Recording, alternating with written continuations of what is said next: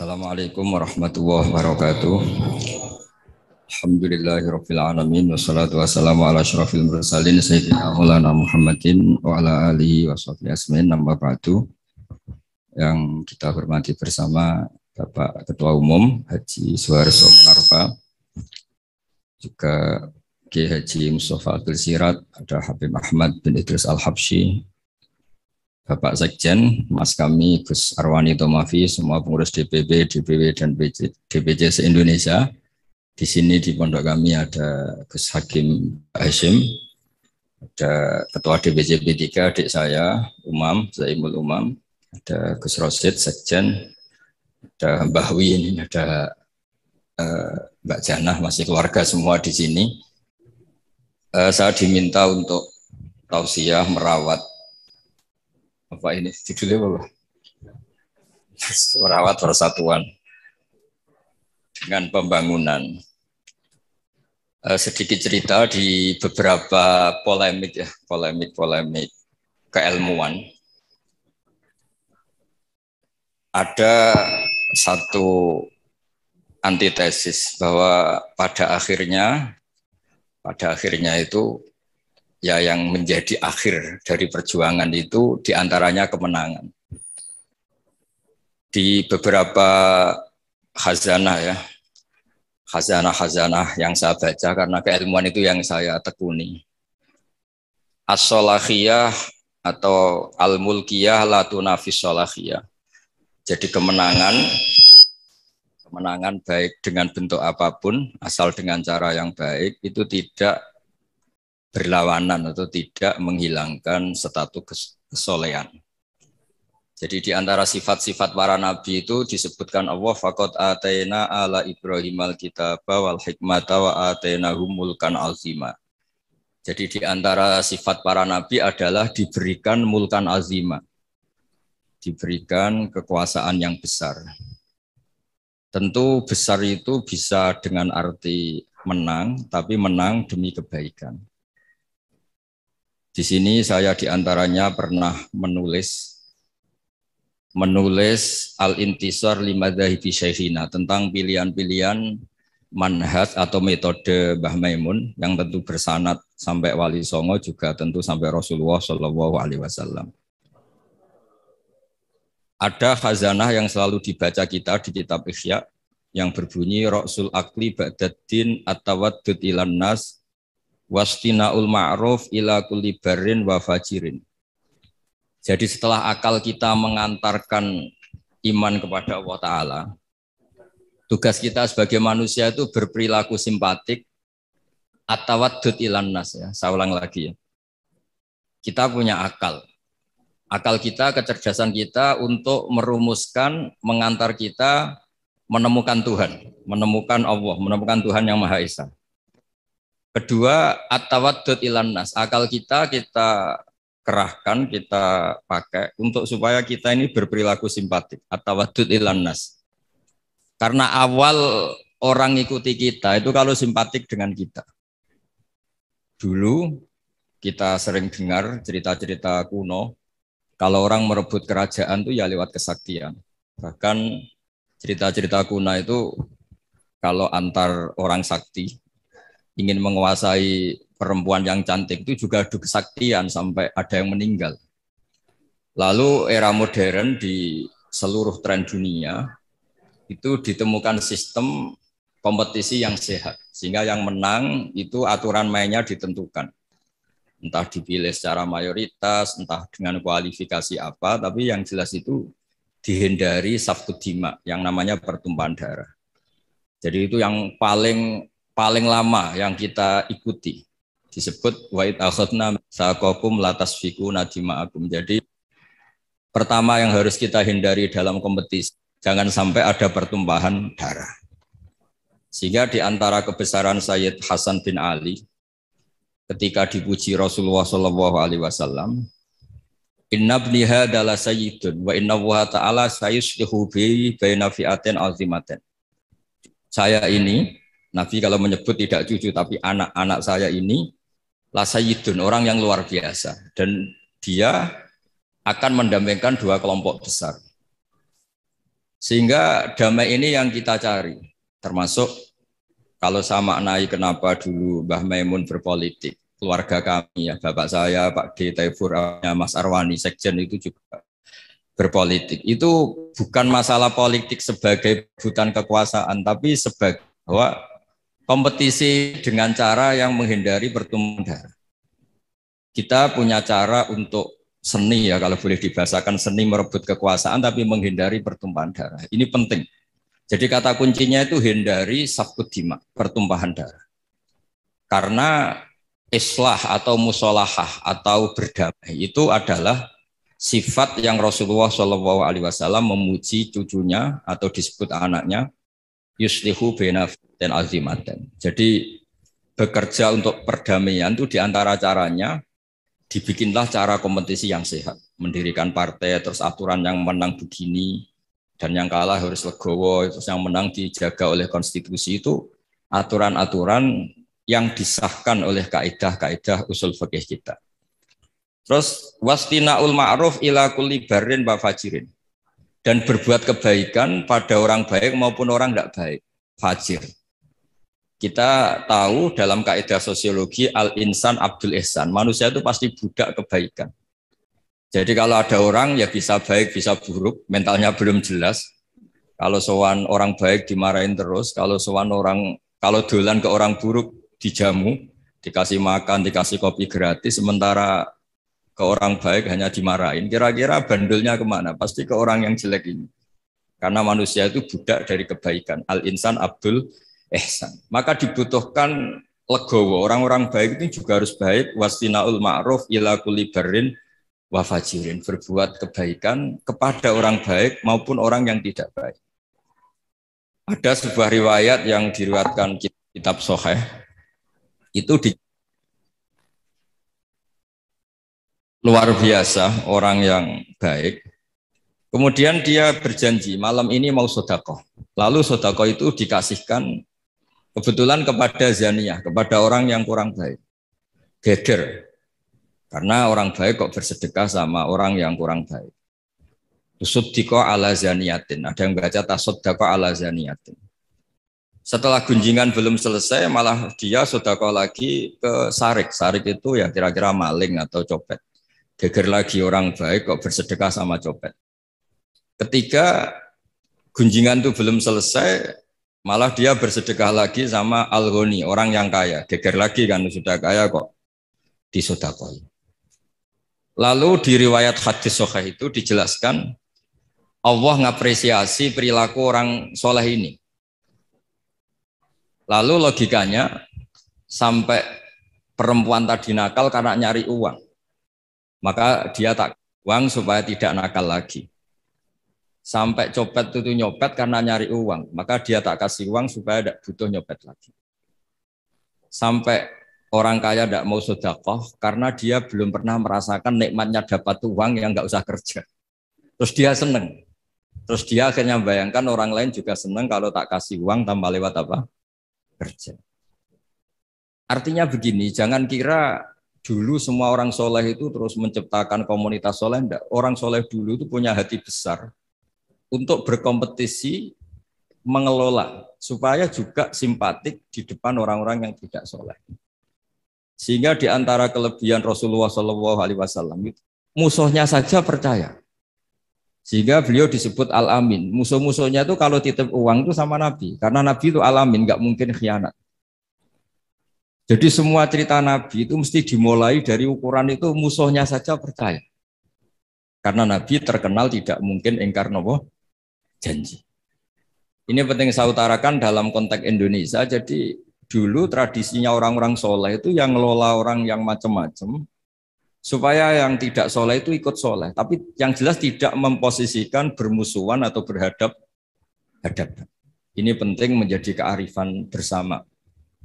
Sehingga di kitab saya ini di beberapa riwayat disebut wastinaul ma'ruf ila kulli barrin wa fajirin. Jadi di antara ciri utama orang-orang baik adalah berbuat kebaikan dengan siapapun atau kepada siapapun.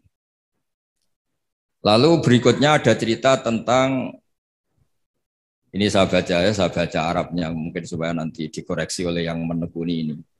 Dalam kitab Khilyatul Auliya, Sufyan bin Uyainah ini termasuk gurunya Imam Syafi'i. Karena Isa wa Yahya alaihi wassalam ya'tiyanil qaryah fa yas'alu Isa an syirari ahliha wa yas'alu Yahya an khiyari ahliha. Faqala lahu Yahya lima tanzilu ala syirarin nas qal innama ana tabibun udawil mardo. Ini dalam kitab Khilyatul Auliya juz 1 halaman 323. Naskah ini saya tulis ketika Mbah Mun masih sugeng dan sering saya konfirmasikan, saya mintakan fatwa istifta ke beliau, minta istirsyad. Nabi Isa itu seperiode dengan Nabi Yahya. Nabi Isa itu bawaannya sering kumpul orang macam-macam. Jadi orang macam-macam itu tidak musuhnya orang soleh yang jelas. Orang macam-macam itu tidak musuhnya orang soleh. Nabi Yahya itu kalau ke kampung-kampung suka kumpul yang soleh-soleh. Karena kumpul orang soleh itu enak, nyaman. Kalau Nabi Isa enggak. Beliau itu kumpul sama orang yang macam-macam.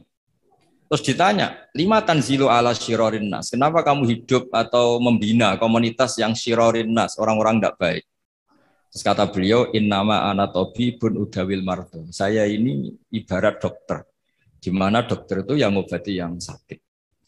Jadi kalau kita mau menemukan obat untuk pandemi tertentu, tentu kita meneliti daerah yang jadi sentra pandemi, bukan daerah yang sehat. Tapi apapun itu, yang tekanan kami di sini adalah kita harus punya tradisi bahwa tidak memposisikan saudara kita sebangsa, senegara. Karena kondisi berbeda, terus itu posisi kita musuh, itu yang harus kita hindari. Karena kita ini saudara, seiman, kalau tidak seiman ya sebangsa, senegara, kalau tidak ya sekemanusiaan. Sehingga ini penting sebagai dalil ketika Nabi Isa ditanya, kenapa lima tanzilu ala syirarin nas qol innama ana tabibun udawil mardo. Saya ini ibarat dokter, di mana-mana dokter itu yang mengobati orang sakit. Terus ada sahabat yang pilihannya itu tegas. Walhasil saking tegasnya itu ditanya sama sahabat lain namanya Abdurrahman bin Auf, yang keras namanya Sayyidina Umar. Ketika ditanya, Sayyidina Umar jawabnya itu unik. Ya Abdurrahman, wawah laqad lintu linnas hatta khasyitu wa fillah. Summa staddattu alaihim hatta khasyitu wa fi syiddah. Fa'inal makhraj. Faqama Abdurrahman yabki yajurru rida'ah yaqulu biyadihi ufillahum ba'dak. Jadi saya beri analogi ya. Kalau kita punya keluarga yang nakal sekali. Misalnya perempuan yang sering pacaran seenaknya, nakal sekali. Kita sebagai keluarga, sebagai orang tua atau paman atau pakde, pokoknya keluarga. Kalau Anda terlalu keras, maka ponakan Anda tidak pernah main ke Anda. Anda tidak punya kesempatan bina dia, karena Anda terlalu keras. Dolan ke Anda aja nggak berani. Tapi kalau Anda terlalu lunak, maka dianggap melegitimasi dia pacaran. Dia main ke rumah kamu dengan cowoknya, tidak kamu tegur, macak yang nggak benar, tidak kamu tegur, pakaiannya seronok, tidak kamu tegur. Maka dia mengira, wah Pak D saya yang kiai membiarkan saya, itu dianggap legitimasi. Jadi kalau terlalu lunak dianggap melegitimasi kebatilan, terlalu keras, orang seperti ini tidak akan bersentuhan dengan Anda, sehingga Anda tidak bisa bina. Sehingga kata Sayyidina Umar, berpikir kayak saya ini susah kan. Saya terlalu keras, juga takut Allah. Sikap ini ditegur Allah, karena tadi kalau terlalu keras tidak punya kesempatan bina. Kalau terlalu lunak saya juga takut ditegur Allah, karena itu dianggap melegalkan kemaksiatan atau kemungkaran. Fa'inal makhraj, sebenarnya kita jadi manusia itu tidak punya banyak pilihan, tidak punya banyak jalan keluar, tidak banyak solusi.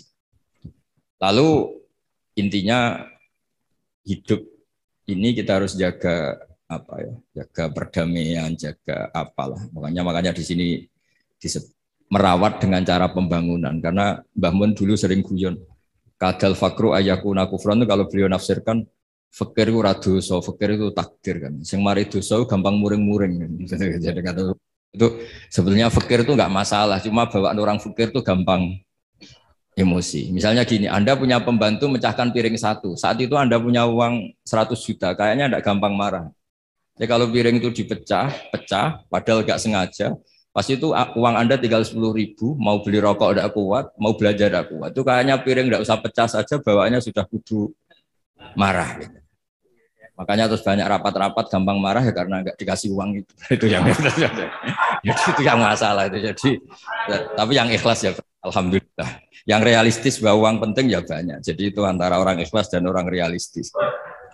Tapi apapun itu dari cerita-cerita di kitab ini atau khazanah-khazanah ini, semua perilaku orang-orang dulu, Nabi Isa, para wali songo, para guru-guru kita, ya utamanya Kiai Haji Maimun Zubair yang didikannya tentu membentuk saya, Kiai Haji Mustafa Akil membentuk semua teman-teman yang alumni itu tidak ada tradisi menganggap orang yang beda dengan kita ini musuh. Ini penting karena memang bapak saya dulu kalau ngandani saya itu, kiai itu bengkel, nak rawani dandani sepeda rusak, ora usah jadi kiai.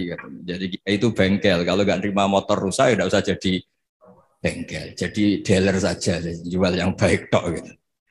Jadi ini penting saya utarakan sehingga sebetulnya memang beragama ya, menjaga kemajmukan, menjaga Indonesia itu harus berhati besar.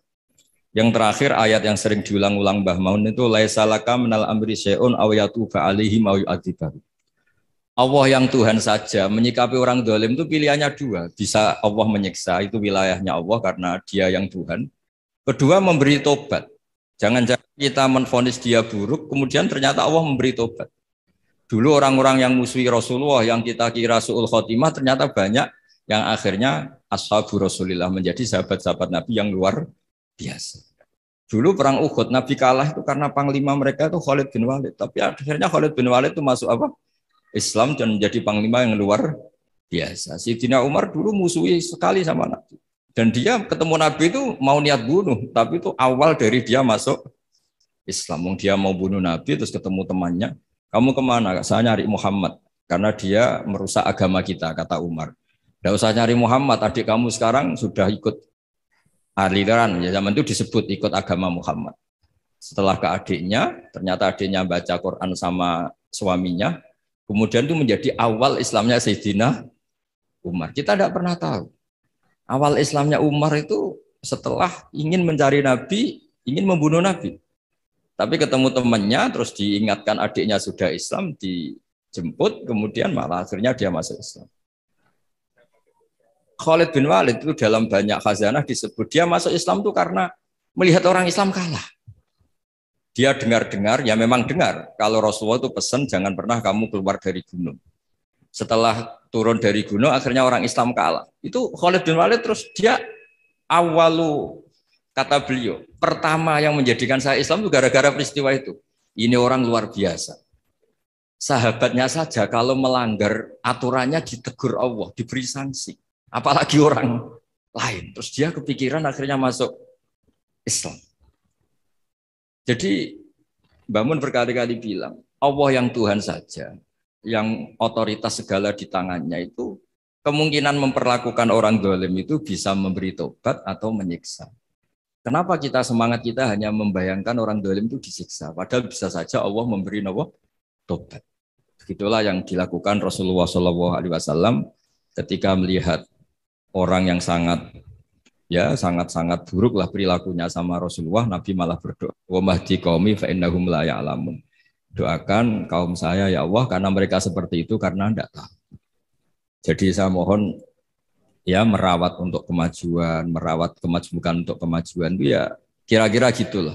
Orang kalau hak kemanusiaannya tersampaikan, hak-haknya sebagai warga kesampaian, hak-hak sebagai warga negara juga kesampaian. Insya Allah disuruh atau diminta melaksanakan kewajiban juga mau. Kita tidak perlulah tahu urutannya, diberi haknya dulu baru diwajib-wajibkan apa diwajib-wajibkan dulu baru diberi haknya. Itu nanti kalau debat terus selesai. Yang jelas saya mohon semuanya biasa mendengar. Saya sering ditanya, Gus kok jarang datang di rapat-rapat penting. Saya mesti bilang analogi gini, kalau ada menteri rapat ketahanan pangan, ya bagus. Tapi yang Pak petani-petani tidak usah rapat nanam padi, itu sudah di atas rapat. Karena barokahnya nanam padi otomatis ada ketahanan apa? Pangan. Daripada rapat terus tapi nggak pernah nanam padi. Ada rapat, mempertahankan mazhab ahli sunnah wal jamaah rapat terus. Saya tidak pernah rapat tapi baca kitab terus tentang ahli sunnah wal jamaah. Nah, makanya ini ada Bahwi rapat terus kemajuan P3. Tapi tidak pernah turun ke bawah. Orang mau P3 sing didelok ya kiai-kiai itu. Kiai ini P3 melu P3. Bukan karena hasil rapat. Ini kebuatan gojol lagi biasa mawon. Maksudnya cara kula niku ya sing rapat nggih monggo, tapi sing langsung aksi nggih monggo. Karena ya tadi dalam dakwah itu pilihannya banyak. Saya kira demikian, ini khazanah yang saya terima ya, saya serap dari ajaran-ajaran Kiai Haji Maimun Zubair. Memang beliau itu sering cerita gimana menghadapi orang-orang yang beda pendapat, beda kultur, supaya kemasmukan ini terjaga secara baik. Karena kalau sudah terjaga secara baik, itu kita bisa hidup damai, karena di antara ciri kita adalah memang dari dulu-dulunya, saya ulang lagi, dari dulu-dulunya kebaikan itu harus kita jaga. Masyhur itu di hadis-hadis tentang hakul jiron, ada tetangga yang punya 3 hak kata Rasulullah, yaitu dia tetanggamu, dia seagama dengan kamu, dia keluarga kamu. Berarti punya berapa? 3 hak. Ada yang punya 2 hak saja. Dia seagama dengan kamu, dia tetanggamu, tapi dia tidak sedarah sekeluarga dengan kamu. Ada 1, tapi tetap punya hak, yaitu dia tetangga kamu, senegara dengan kamu, tapi ya tidak keluarga kamu, ya beda dengan agama dengan kamu, tapi tetap punya 1 hak. Dan semuanya ajaran kita adalah waqulu linnasi husna. Jadi saya kira demikian. Mohon maaf. Assalamualaikum warahmatullahi wabarakatuh.